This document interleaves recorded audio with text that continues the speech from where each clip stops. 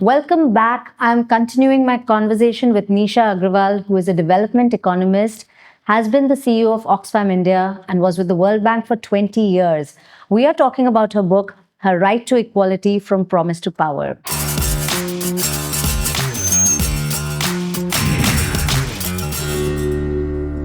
You started off as an economist.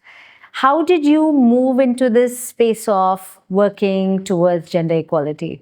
Yeah, so, actually, economics is a very interesting discipline. We make assumptions that men and women behave in the same way.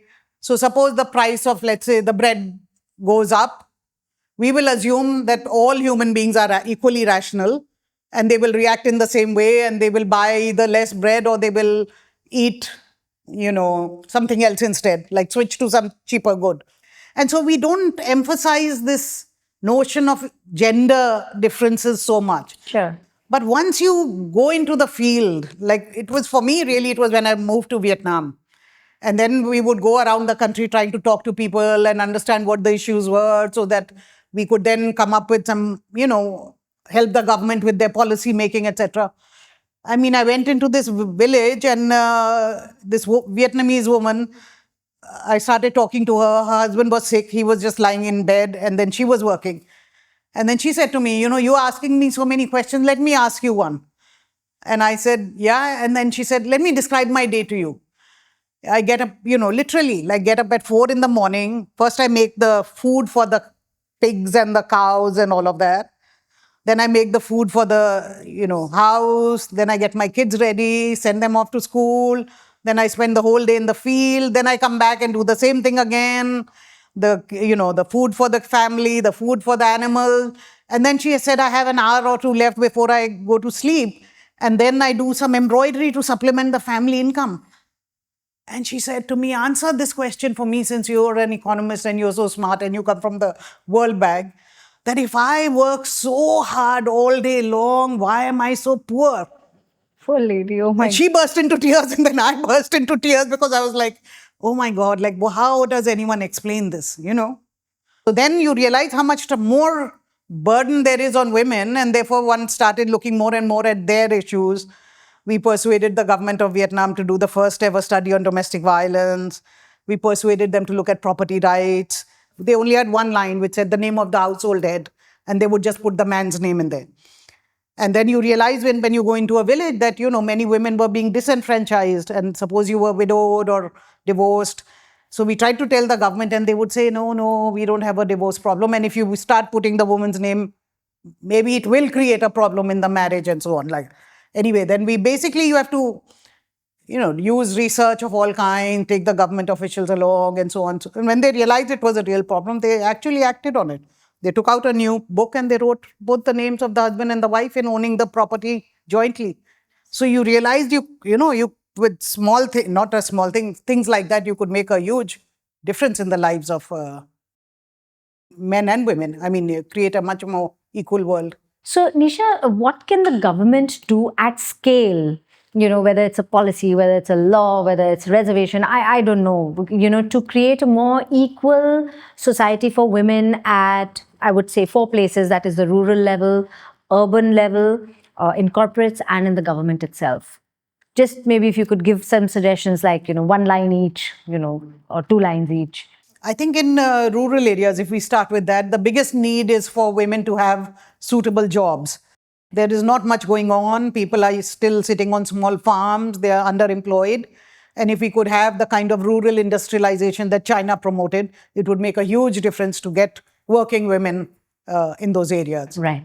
In urban areas, in addition to having suitable jobs, which again are missing, but safety, even for the few jobs that are there, safety becomes a very big issue. Okay. So actually, safety of the kind, what we are seeing in the case in Calcutta right now, or safety of the kind that we are seeing in the Malayalam film industry, all the accusations of sexual harassment, of lack of mobility because of inadequate public transport, all kinds of things, So this is a big fear for women going out to work, is will they come home safe? So more attention on that. Right. In the corporate world, I think a lot needs to be done. They are really, really dragging their feet on this. If you look at the number of women in CEO positions, or board chairs, it's less than 5%, which is shocking. And SEBI tried to intervene in the large companies and said one board member, one woman as a board. It's a recipe for disaster. Why would you ever do something like that? Right. You cannot make... Should be half, actually. It should be 50%. everything should be 50%. Even if you are too afraid of 50%, minimum 33%. There are enough studies out there that until there's a critical mass, you will not get women's experiences and women's voices reflected in the decision-making process. So this is the worst thing to do. Put a token woman there, and when she's not able to really play that role, then say, see, we put one and she's a disaster. She's failed. But you have set her up to fail without adequate support systems, without everything changing. So, they should make it 50% immediately, and companies need to really adopt on their own. We have these sustainable development goals that we're going to have equality by 2030. We're only 6 years away from it. The corporates have all signed on to that. That is not just for the government. Right. Is 50% of their workforce women? 50% of their senior management team women? 50% of their boards, are they women? Very, very few companies are doing that. So I think they're really laggards, and many countries are realizing that even in the West. And they are now having to adopt quotas for actually, like Germany recently adopted, for putting women in senior positions. Now they're saying you have to have 50-50. So really, until you're pushed, it's not going to happen. Again, once somebody grabs power, I feel they're never going to give it up. Right. Unless somebody else comes along and makes them do it. They won't do it for any other reason. Just like that. And within the government itself, again, if we look at now in this new government, how many women ministers? And then they always have this token women and child ministers, the woman. If you're lucky, maybe another social sector minister, health or education, at best. Those are the 3 ministries that they would even consider.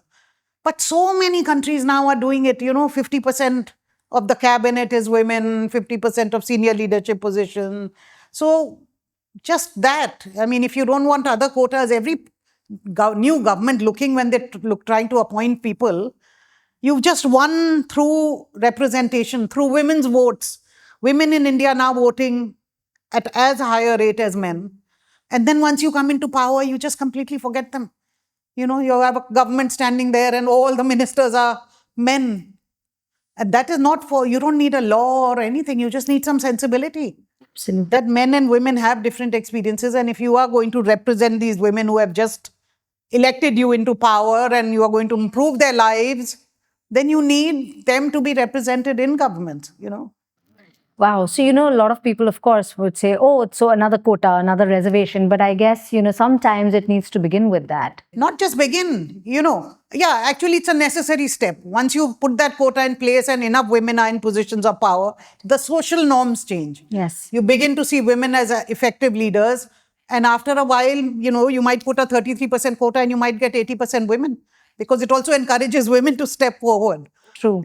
They also realize they can do this job. There's nothing that different about it, that only men can do it. So both expectations and then change. Both perspectives, a man's perspective and a woman's perspective on it. So it's a necessary first step, I would say, for many things. More than 100 countries in the world use quotas for all kinds of things, and especially politics. If you think of the country with the maximum number of women in parliament, it's not one of the developed countries, it was Rwanda. They just put up quota and they got women in positions of power. So without it, it won't happen. It won't happen on its own.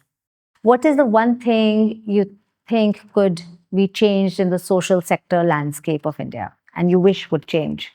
It's a very, very hard environment for NGOs, civil society and others to work right now. One is just the sheer number of regulations that they're burdened with. Right. You have to file this and fill this form and do this and do this. And if you make the smallest mistake, some permission gets cancelled and some other thing happens to you and so on. So just simplifying life in a way. Right. That would go a long way. Just the way that we think businesses are important. And we measure, we have this ease of doing business. We measure everything. Is it the laws that are bothering them? Is it the infrastructure? Then we try and improve it. We improve our global ranking on that index. We feel very proud when we have created a better environment. This is sort of called the third pillar, right? You need government, you need the corporate sector, and then you need the social sector that is actually looking after the most Vulnerable. marginalized, the most vulnerable, giving them a voice, linking them to their own government, making them feel they're part of the process of nation building. And then you make their life so very hard to actually do that. I mean, there should be an ease of doing business for civil society as well. And we should feel very proud as we slowly climb up. I'm sure just the way on gender equality, we are like in the bottom half always. Probably in this one, we would be like right, at the very bottom. Some of our indices, we are next to like the bottom 5 in the world, on these. And we don't care. We're just like the GDP will be like this and something like this. All of these are so important. This thing will not happen where we are really going house to house, door to door, making people aware of their rights, making, bringing hard. about change. It is This is so what hard. NGOs try to do. Why do we make our lives so hard?